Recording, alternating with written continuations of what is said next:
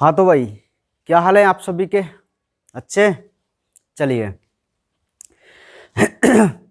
तो जैसा कि आपको पता ही है कि हमारा 12th क्लास का बायोलॉजी का जो सिलेबस है वो कंप्लीट हो चुका है। ठीक है, और आज हम अपने रिवीजन को स्टार्ट करेंगे नए सिलेबस के अकॉर्डिंग। ठीक है, जो अपना रिवीजन चलेगा उसमें हम नए सिलेबस के अकॉर्डिंग ही अपने चैप्टरों का अध्ययन करेंगे। ठीक है, तो रिवीजन का मतलब जैसा कि आप सभी जानते ही हैं कि रिवीजन में क्या है, एक मतलब विदाउट थ्योरी के एक कंसेप्ट तैयार करके आपको समझाए जाते हैं।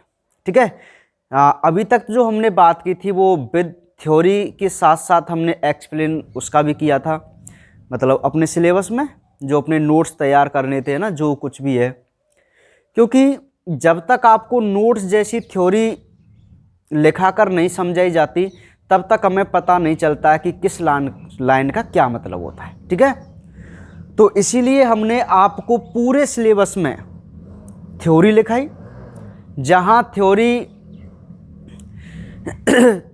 थ्योरी की आवश्यकता नहीं थी वहां नहीं भी लिखाई, जैसे चैप्टर नंबर 10 और चैप्टर नंबर 11 की। ठीक है, क्योंकि वहां पे क्या है, ज़्यादा कंसेप्चुअल थे, वहां थ्योरी यदि हम कंसेप्ट समझ जाते तो खुद बना लेते थे। ठीक है, हाँ, तो जैसा कि मुझे लगा कि आपको अभी तक बायोलॉजी में कोई दिक्कत नहीं है, मतलब ऐसे तो होती हैं, ऐसा तो कोई भी नहीं है जो फर्स्ट टाइम में ही कोई भी विषय को कंप्लीट कर ले जिससे कोई भी प्रॉब्लम नहीं हो ना। ये प्रॉब्लम तो आपको आती ही रहेंगी जब तक आप एग्जाम नहीं दे लेंगे। ठीक है, जिस दिन एग्जाम खत्म हो जाता है ना उस दिन ये प्रॉब्लम खत्म होती है भाई, है ना। हाँ, कोई भी चीज़ हो हमेशा अभ्यास से ही आप सीखेंगे। ठीक है, आप जितनी बार किसी भी टॉपिक की प्रैक्टिस करेंगे वह टॉपिक आपका उतना ही बेस्ट होगा। ठीक है, तो चलिए, तो आज हम रिवीजन में चैप्टर स्टार्ट करते हैं अपना चैप्टर नंबर 2, नर एवं मादा युग्मकोद्भिद, जिसकी हम स्ट्रक्चर देखेंगे और उसका डेवलपमेंट देखेंगे। ठीक है, हम जानते हैं, पहले ही मैं आपको बता चुका हूं कि भाई second number, third number, 2 part और 3 पार्ट, ये दोनों ऐसे चैप्टर हैं जो बिल्कुल सीक्वेंस से हैं, क्रम से हैं। किससे हैं? क्रम से, बिल्कुल। अच्छा, क्रम किसका है तो मैं आपको बता दूं, यहां पर हम एक डाइकोट प्लांट की मोस्टली बात करेंगे, एक द्विबीजपत्री प्लांट को लेकर हम उसके जीवन चक्र की सभी अवस्थाओं को समझने की कोशिश करेंगे। उसमें हम उसका सेक्सुअल रिप्रोडक्शन यानी कि लैंगिक जनन के बारे में बात करेंगे। ठीक है, कि कोई भी डाइकोट जो प्लांट है, द्विबीजपत्री जो पौधा है, उसमें लैंगिक जनन के क्या क्या स्टेप्स होते हैं और वो किस प्रकार किन प्रोसेस से गुजरता हुआ कंप्लीट होता है। ठीक है, तो बिल्कुल क्रम से हम चलेंगे। तो सबसे पहले मैं आपको बता दूं कि इस चैप्टर में केवल हम नर और मादा युग्मकोद्भिद का स्ट्रक्चर देखेंगे और उसका डेवलपमेंट कैसे होता है ये देखेंगे। हमारे पास 2 प्रकार के यहाँ पर क्वेश्चन रहेंगे, एक तो स्ट्रक्चर का और एक फिर उसकी डेवलपमेंट का। ठीक है, तो सबसे पहले हमारा जो टॉपिक चलेगा वो नर युग्मकोद्भिद चलेगा। क्या चलेगा? नर युग्मकोद्भिद। हम जानते हैं नर युग्मकोद्भिद को मेल गैमेटोफाइट बोलते हैं। क्या बोलते हैं? Male gametophyte. इनके इंग्लिश वर्ड याद रहना बहुत आवश्यक है। ठीक है, तो जैसा कि मैंने आपको सबसे पहले बताया कि यदि आप किसी प्लांट के लैंगिक जनन के बारे में बात करते हैं तो प्लांट में सबसे पहले आप एक फ्लावर के बारे में बात करेंगे, एक पुष्प के बारे में। ठीक है, तो सबसे पहले हमारे पास एक फ्लावर होता है। फ्लावर में हम जानते हैं कि उसके मोस्टली 4 भाग हम बांट देते हैं ना, जैसे बाह्य दल है, दलपुंज है, पुंकेसर है और स्त्री केसर है। यही थे, तो इनको हमें समझने की कोई आवश्यकता नहीं है। अच्छा, हम जानते हैं कि बात सबसे पहले यदि नर युग्मकोद्भिद की चलेगी तो हमें सर्वप्रथम स्टेमन यानी कि पुंकेसर के बारे में बात करनी चाहिए। ठीक है, मेरी बात समझ रहे हैं आप, है ना। तो पुंकेसर जो होता है, हम पता है कि जो पुंकेसर है वो इसका नर जननांग है ना, और हम नर युग्मकोद्भिद की ही बात कर रहे हैं। तो सबसे पहले हमारी जो स्टार्टिंग होगी वो पुंकेसर से होगी। किससे होगी? पुंकेसर। पुंकेसर को आप जानते हैं स्टेमन बोल के चलते हैं, ठीक है, स्टेमन। अच्छा, पुंकेसर में मोस्ट जो बात है, पुंकेसर के भाग की मैं बात करूं तो इसके 3 भाग हैं, जिसमें से पुतंतु और योजी का कोई रोल नहीं है। इसमें एक इंपॉर्टेंट भाग होता है जिसको हम परागकोश कहते हैं, यानी कि एंथर बोलते हैं। क्या बोलते हैं? एंथर, परागकोश, ठीक है। तो सबसे पहला हमारे पास जो क्वेश्चन है वह होगा परागकोश की संरचना और इसका डेवलपमेंट। मेरी बात समझ रहे हैं आप? 4 नंबर की ये यूनिट है, फर्स्ट यूनिट, जिसमें से 4 नंबर के क्वेश्चन आपको सेकंड चैप्टर और थर्ड चैप्टर से ही मिलेंगे। 4 चैप्टर से क्वेश्चन आने की संभावना बहुत ही कम होती है, ठीक है। पढ़ेंगे, याद भी करेंगे, लेकिन ज्यादातर याद हमें सेकंड चैप्टर और थर्ड चैप्टर करके चलना है। अब रिवीजन में जो मैं आपको बात बताऊं, जो टॉपिक मैं आपको बताऊं, उस पर आपको ज्यादा फोकस करके चलना है, ठीक है। अपना एक लक्ष्य तैयार कीजिए, एक प्रारूप तैयार कीजिए कि यूनिट फर्स्ट में हमें चैप्टर नंबर 2 और चैप्टर नंबर 3 को बिल्कुल कंप्लीट करके यहां से चलना है, ठीक है। और जब हम धीरे धीरे इसी प्रकार रिवीजन करते करते अपने लास्ट चैप्टर तक पहुंचेंगे तो हमें लगभग 80 और 90% जो बायोलॉजी है वो रिवाइज हो चुकी होगी, ठीक है। बीच बीच में टेस्ट भी चलते रहेंगे, ठीक है। हाँ, चलिए। और अभी हमारे पास ना बहुत समय, क्योंकि बोर्ड की गाइडलाइन के अकॉर्डिंग भी 15 मई दी जा चुकी है ना, कि जो सत्र है वो आगे बढ़ाया जाएगा, जिसमें 15 मई तक अपने इसको सिलेबस कंप्लीट कराना है। अब 15 मई को जब सिलेबस ही कंप्लीट कराना है बोर्ड के अकॉर्डिंग, तो आप अंदाज लगा सकते हैं कि जो हमारे एग्जाम है या तो जून में होंगे। हाँ, जून की ही ज़्यादा संभावनाएं बन रही हैं, ठीक है। तो बहुत ज़्यादा टाइम है हमारे पास, ठीक है। तो आपको घबराना नहीं है। जिन बच्चों को अभी थोड़ी दिक्कतें आ रही हैं या कम याद हो रहा है तो उन्हें घबराना नहीं है, वो लगातार पढ़ते चले जाएं। सारे जो टॉपिक हैं वो एक ना एक दिन आपके जरूर कंप्लीट हो जाएंगे, ये मुझे पता है, ठीक है। और यदि आप घबरा गए तो आपको अब से लेकर और तब तक कुछ याद नहीं होगा, ठीक है। अब दोबारा से हम स्टार्ट कर रहे हैं, तो जो भी बच्चे जो पुराना कुछ पढ़ रहे हैं या कोई से भी चैप्टर पे हैं, उन सभी को छोड़ दीजिए। बिल्कुल भूल जाइए उन सभी को कि हम कौन से चैप्टर पर चल रहे थे। आज से आप केवल चैप्टर नंबर 2 पढ़ेंगे। कौन सा चैप्टर पढ़ेंगे? 2 चैप्टर। बाकी यदि आपके पास टाइम है तो अपनी इच्छा के अनुसार आप कुछ भी पढ़ सकते हैं, कुछ भी पढ़ो, लेकिन आज जो हम स्टार्ट कर रहे हैं वो टॉपिक तो आपको पढ़ के ही चलने हैं। बाकी आप कुछ भी पढ़ते रहो, कोई दिक्कत वाली बात नहीं, अपनी इच्छा के अनुसार, ठीक है। चलिए, तो आज हम एक बात करते हैं सबसे इंपॉर्टेंट क्वेश्चन की। यहां पर हम परागकोश को लेकर यानी कि एंथर से 2 प्रकार के क्वेश्चन बना सकते हैं। एक क्वेश्चन होगा इसके परिवर्धन का और एक क्वेश्चन होगा इसकी संरचना का। बात को ध्यान से समझिए। सबसे पहले हमारे पास इस चैप्टर का एक टॉपिक है एंथर, तो इसके 2 क्वेश्चन हमें यहां से लेके चलने। एक तो एंथर का डेवलपमेंट और एक एंथर की स्ट्रक्चर, ठीक है। तो सर्वप्रथम हम बात करते हैं डेवलपमेंट ऑफ एंथर, यानी कि परागकोश का परिवर्धन। बात को जरा ध्यान से समझो अब ना।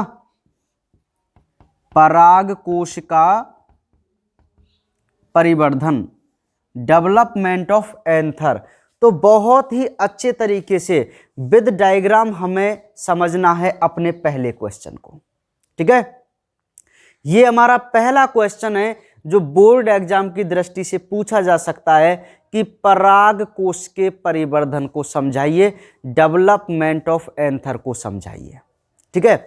इससे को समझाने से पहले मैं आपको बता देता हूं कि एक डाइकोट जो प्लांट होते हैं उनके पराग कोश में 4 लघु बीजाणु धानियां होती हैं। क्या होती हैं? 4 लघु बीजाणु धानियां होती हैं। और लघु बीजाणु धानी का ये मतलब होता है जिसके अंदर लघु बीजाणु प्रेजेंट हो, और लघु बीजाणु का मतलब ये होता है परागकण यानी कि नर युग्मक। और जब परागकण अंकुरित हो जाए, उनमें से पराग नली निकल आए, तो तब आप उस संरचना को मेल गैमेटोफाइट कहते हैं, और वही हमारा लास्ट उद्देश्य था। मेरी बात समझ में आ रही है ना? मैं अब थोड़ा तेज चल रहा हूं क्योंकि अब आप मेरे शब्दों को बहुत अच्छी तरीके से कैच करना सीख गए। ठीक है? हाँ, तो देखिए भाई, सबसे पहले हम बात करते हैं परागकोश के परिवर्धन की। तो आपको याद रखना है परागकोश के परिवर्धन का जो आंसर है उसकी 3 या 4 लाइन है जो हमें यहां पर लिख के चलनी है। अब मैं यहां लाइन तो नहीं लिखूंगा, लेकिन लाइन को पढ़कर एक डायग्राम मैं यहां पर बनाऊंगा। ठीक है? तो मैं पढ़ रहा हूं लाइन, आप समझना कि विकास की प्रारंभिक अवस्थाओं में, यानी कि जब हमारा एंथर डेवलप होता है तो उसकी प्राइमरी स्टेज में, प्रारंभिक अवस्था में हमारा जो परागकोश होता है वह एक एपिडर्मिस परत द्वारा आवृत रहता है। बस ये पहली लाइन है, ध्यान से समझो, डायग्राम से समझो। वो ये कहता है कि यह मान लीजिए कोई एंथर है जो कि अभी कंप्लीट रूप से डेवलप नहीं हुआ है, तो वो ये कहता है जब इसकी डेवलपिंग स्टेज होती है, विकास की जो प्रावस्थाएं होती हैं, उसमें सबसे पहले ये एपिडर्मिस द्वारा आवृत रहता है, जिसमें अविभेदित ये बहुत सारी सेल हैं, ये वाली, जिन्हें हम अविभेदित कोशिका बोल सकते हैं। नॉन डिफरेंशिएटेड सेल, अविभेदित कोशिका। तो आपको रुक के समझना है कि आखिर ये अविभेदित कोशिका क्या है। बात को जरा ध्यान से समझिए। अविभेदित कोशिका इस प्रकार की सेल होती हैं कि कोई भी पार्ट, जिस प्रकार का ऑर्गन या संरचना बनवाना चाहता है, ये सेल उसी प्रकार की स्ट्रक्चर में बदल जाती हैं। ऐसी कोशिका जो इच्छा के अनुसार, शरीर की इच्छा के अनुसार किसी अंग में बदल जाएं, उन कोशिकाओं को हम अविभेदित कोशिका कहते हैं। और जब ये किसी अंग में बदल जाती हैं, तब इन्हीं कोशिकाओं को हम विभेदित कोशिका बोलेंगे, न कि अविभेदित कोशिका।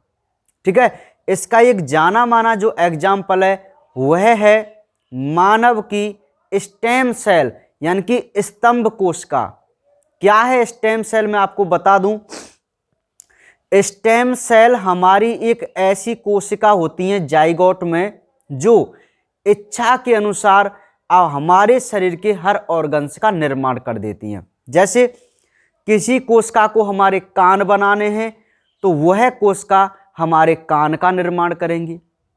तो जो कोशिका कान का निर्माण करेंगी उन्हें आप स्टेम सेल तो बोलेंगे, लेकिन वो किस प्रकार की कोशिका हुई? एक प्रकार की नॉन डिफरेंशिएटेड या अनडिफरेंशिएटेड कोशिका हुई, यानी कि अविभेदित कोशिकाएं हुई। ये क्या आ रहा है? अच्छा, समझ में आई बात? नहीं आई? 1 मिनट में ये क्या गोला सा आ रहा है क्या आपके इसमें?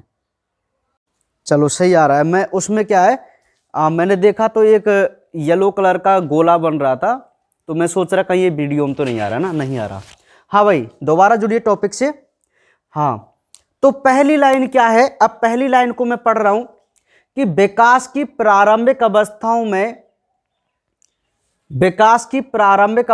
में परागकोश एपिडर्मिस द्वारा आवृत अविभेदित कोशिकाओं का एक समरूपी समूह है।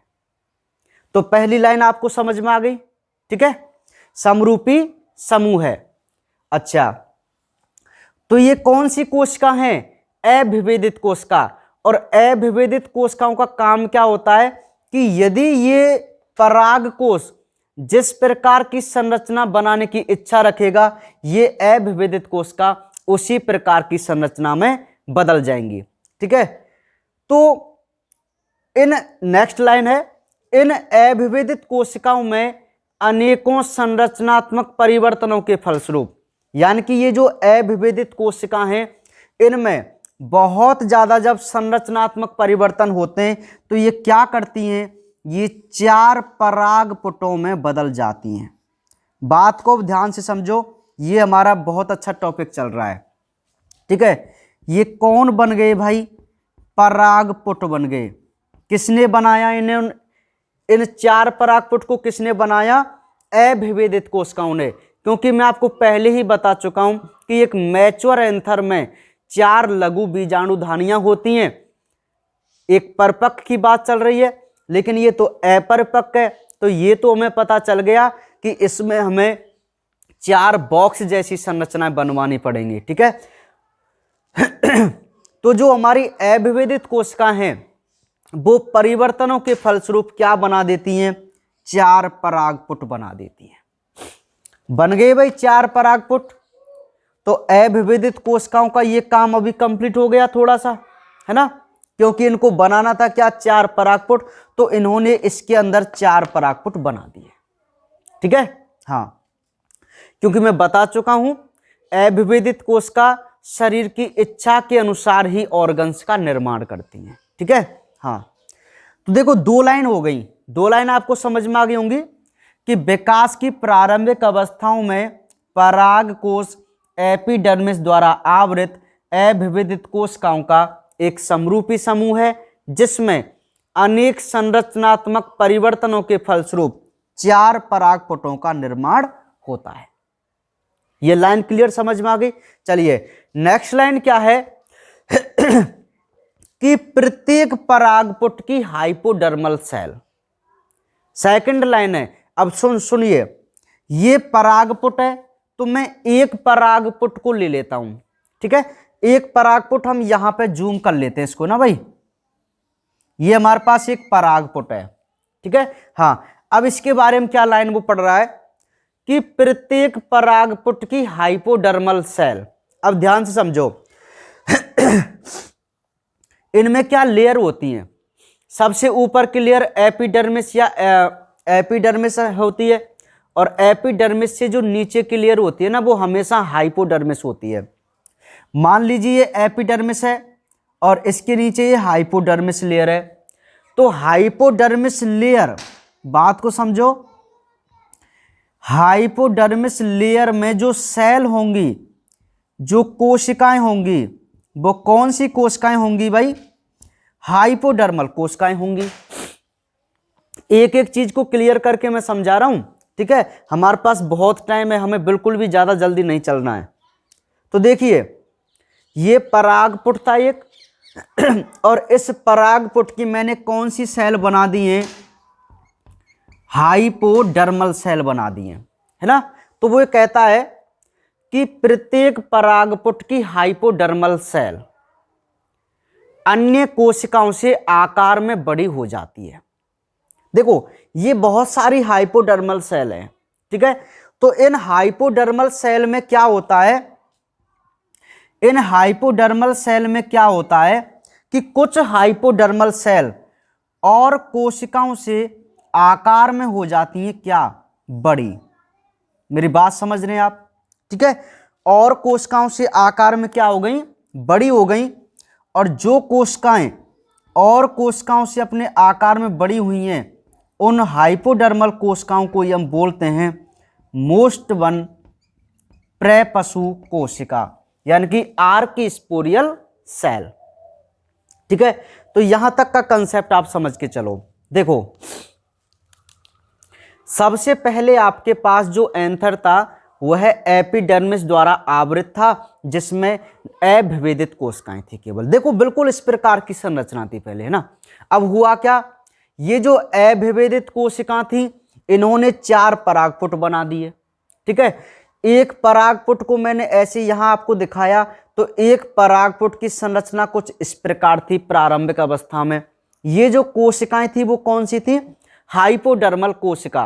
क्योंकि आप देखो बहुत नॉर्मल सा है, बाहर की लेयर एपिडर्मिस होती है, नीचे की हाइपोडर्मिस या हाइपोडर्मल आप उसको कह सकते हैं, क्योंकि हाइपो का मतलब ही नीचे होता है। ठीक है, अब ये जो हाइपोडर्मल सेल हैं, इनमें से कुछ कोशिकाएं देखो और कोशिकाओं से आकार में बड़ी हो चुकी हैं।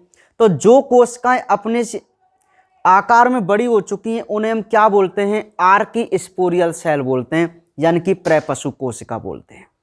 ठीक है, तो प्रेपशु कोशिका का निर्माण हुआ कि नहीं हुआ परागपुट में? हो गया। अब नेक्स्ट लाइन, ये जो प्रेपशु कोशिका होती है, प्रेपशु कोशिका जो होती है इसमें पेरिक्लाइनल डिवीजन होता है। यहां पे मैं इसका डायग्राम बनाऊंगा, देख लेता हूं कहां तक आपको दिख रहा है। हाँ दिख जाएगा इधर, देखो ये मान लेते हैं, और ये मैं जूम एक मैंने बना ली है, कौन? प्रेपशु कोशिका, केवल एक कोशिका। तो इसमें होता है पेरिक्लाइनल विभाजन, जिसको मैं बोल सकता हूं परिणत विभाजन। ठीक है, तो बात को अब जरा ध्यान से समझना। यदि किसी कोशिका में पेरिक्लाइनल विभाजन होता है, परिणत विभाजन होता है, तो उस कोशिका में दो लेयर बनती हैं मतलब लेयर टाइप कोशिकाएं बनती हैं, और यदि अपनत विभाजन होता है तो केवल कोशिकाओं की संख्या बढ़ती है। ठीक है, समझ में आई बात? परिणत विभाजन और अपनत विभाजन में एक बार आपको फिर बता देता हूं। यह हमारे पास एक कोशिका है, यदि इसमें मैं परिणत विभाजन करूंगा तो वो इस प्रकार से विभाजित होगी। अब इस प्रकार से विभाजित होगी तो आप देख सकते हैं यहां पर इस प्रकार की दो सेल बन जाएंगी, और ऐसा लगेगा जैसे कोई ये लेयर हो। ठीक है, और यदि मैं इस कोशिका में अपनत विभाजन करूं तो ये जो दो कोशिकाएं वो इस प्रकार की बन जाएंगी, ऐसे। ये अपनत विभाजन है, ये परिणत विभाजन है। तो आप देखिए, अपनत विभाजन में आप इसको कह सकते हैं कि ये परतें नहीं, आप कह सकते हैं ये केवल कोशिकाओं की संख्या है। लेकिन इसमें परिणत विभाजन हुआ तो आप कह सकते हैं ये ऊपर की परत है और ये नीचे की परत है। समझ में आ रही मेरी बात? तो जब भी पेरिक्लाइनल विभाजन होता है तो हमेशा लेयर का निर्माण होता है। कोशिकाओं की संख्या तो बढ़ती है लेकिन लेयर का भी निर्माण होता है। तो वही काम हुआ कि जो प्रेपशु कोशिका थी उसमें परिणत विभाजन हुआ, जिससे दो प्रकार की कोशिकाएं बनी। एक कोशिका ऊपर बनी, एक कोशिका नीचे बनी। तो मैं आपको बता देता हूं कि यहां पर अब जो ये दो प्रकार की सेल बनी है, एक सेल तो ये बन गई, अब इसके चारों ओर ही बनेंगी ये सेल। ठीक है, क्योंकि इसमें बहुत सारी कौन थी? प्रेपशु कोशिका थी। समझ में आ रही मेरी बात?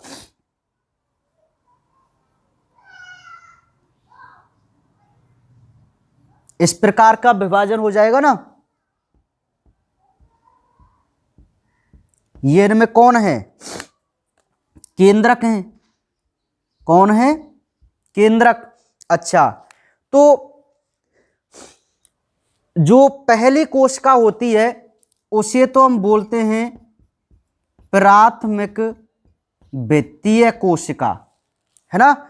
और जो दूसरी नीचे वाली होती है उसे बोलते हैं प्राथमिक बीजाणुजन कोशिका। तो बात को जरा ध्यान से समझो कि जब प्रेपशु कोशिका में परिणत विभाजन होता है तो दो प्रकार की कोशिकाएं बनती हैं। ऊपर की कोशिका को हम प्राथमिक वित्तीय कोशिका बोलते हैं और नीचे की को प्राथमिक बीजाणुजन कोशिका बोलते हैं।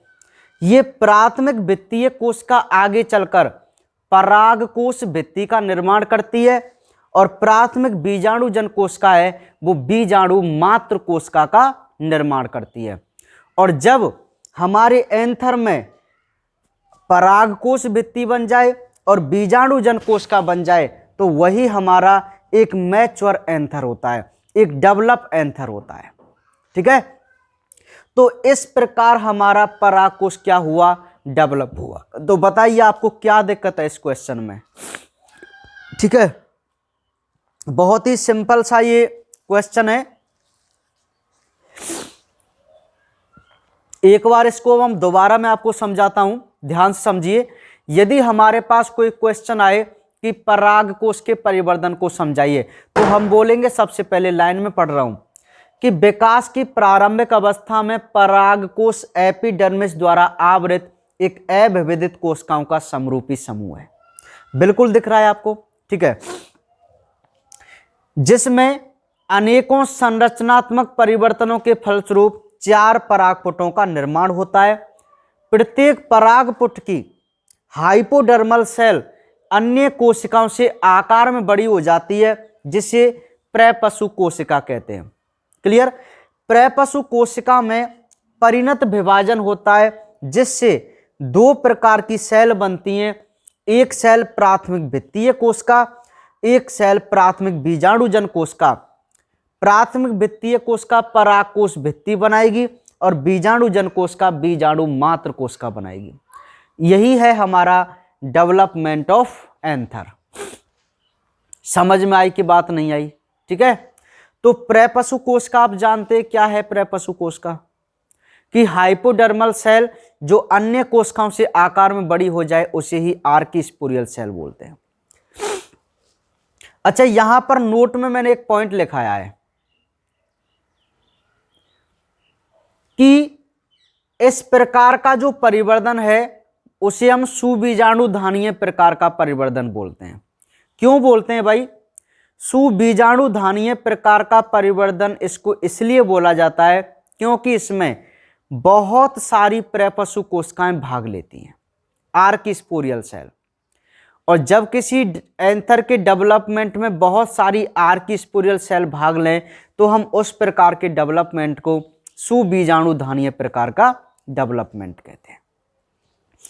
मेरी बात समझ में आई कि नहीं आई? इस क्वेश्चन की बताओ, है ना। ये पहला क्वेश्चन था जो बहुत इंपॉर्टेंट भी है। इंपॉर्टेंट क्वेश्चन है ये कि पराग कोश के परिवर्तन को समझाइए। पराग कोश के परिवर्तन को समझाइए। तो मैं आशा करता हूं कि आज आपको यह जो क्वेश्चन है बिल्कुल कंप्लीट हो गया होगा।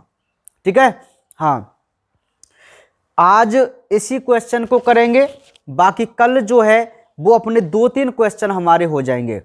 एक तो इसकी संरचना वाला करेंगे हम, मोस्टली इसकी संरचना, क्योंकि ये 2 क्वेश्चन है ना, उनके आने के इस बार ज्यादा चांस हैं।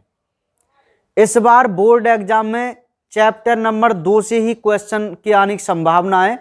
2 या 3 नंबर का जो क्वेश्चन आएगा वो चैप्टर नंबर 2 से आएगा 101%। ठीक है,